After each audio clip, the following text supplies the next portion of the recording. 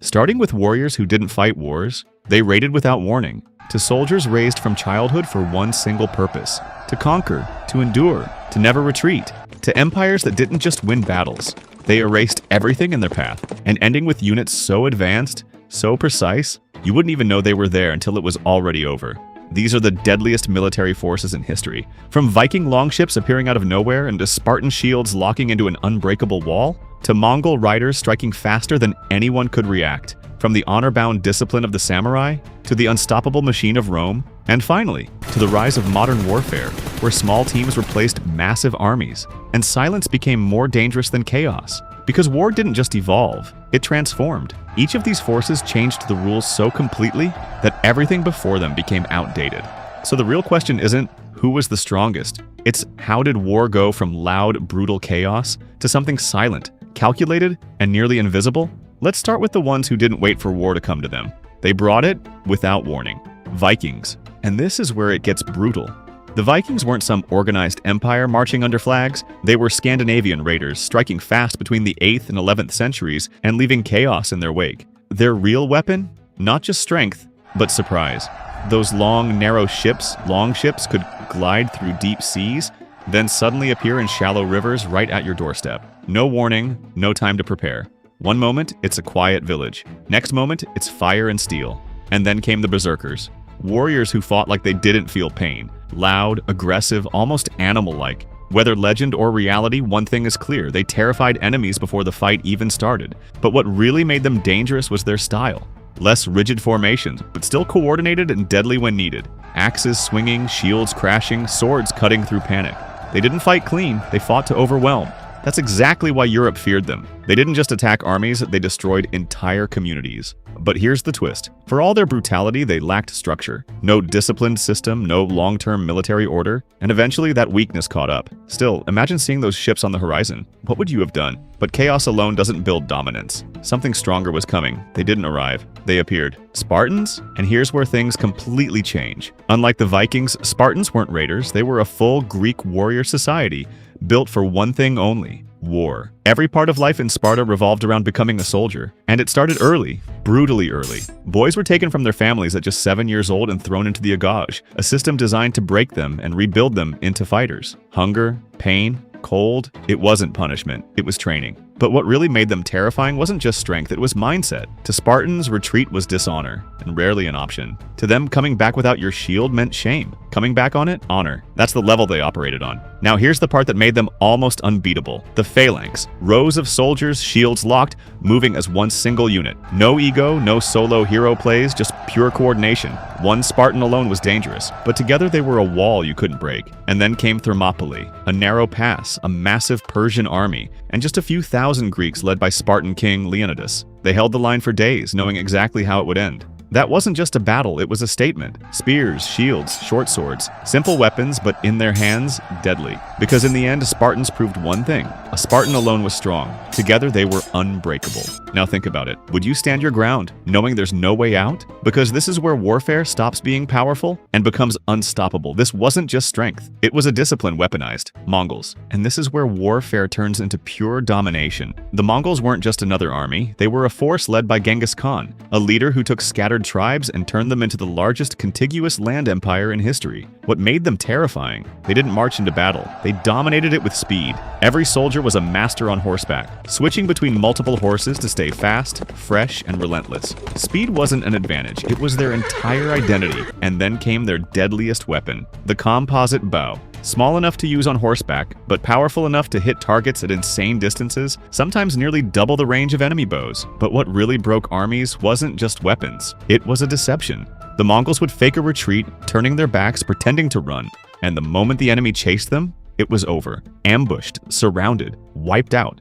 And somehow, even across massive distances, they stayed connected, using messengers and relay systems to coordinate attacks like a modern army. Now here's the part that still shocks people.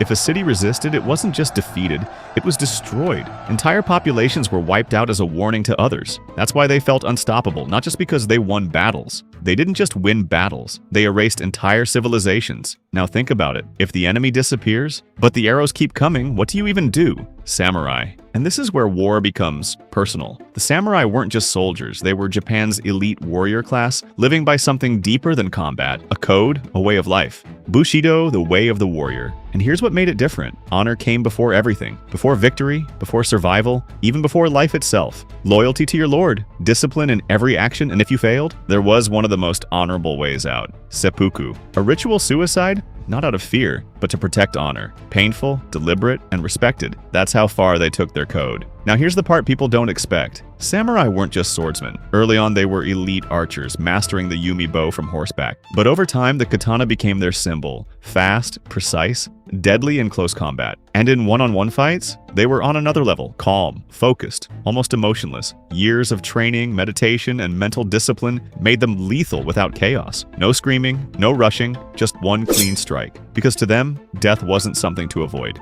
They didn't fear death, they trained for it. Now think about it. If every fight could be your last, and you've already accepted that. Roman legions. And just when you think warriors couldn't get more efficient, Rome changes the game completely. This wasn't just an army, it was a professional war machine. Soldiers weren't random fighters, they were trained, paid, and drilled to perfection. Every move had a system. Every soldier had a role. Strict hierarchy. Absolute discipline. No chaos, no improvisation, just execution. And then came the formation that defined them. The testudo. Shields locked in front and above, turning the entire unit into a moving wall. Arrows became far less effective. Chaos, controlled. It wasn't flashy, but it worked. But here's what made Rome truly unstoppable. It wasn't just how they fought, it was how they prepared. They built roads to move armies faster, camps that could be set up overnight, supply lines that kept them fighting longer than anyone else. And their weapons? Simple, efficient, brutal. The gladius for close kills. The pilum was used to break enemy lines before impact. No wasted movement, no wasted energy. And over time, that system crushed everything in its path. Because Rome didn't rely on individual heroes. Rome didn't rely on warriors, it built a war machine. Now think about it. What's more dangerous? A great fighter or an army that never breaks? Rome didn't fight battles. It engineered victories, commandos. And right before modern special forces took over, something new emerged. Commandos. Not massive armies, not silent operatives like today's elite units, but something in between. Fast, aggressive, and highly trained for direct impact. The term commando was popularized during World War II, inspired in part by earlier Boer guerrilla fighters, especially by British forces who created specialized units for high-risk raids. And their job?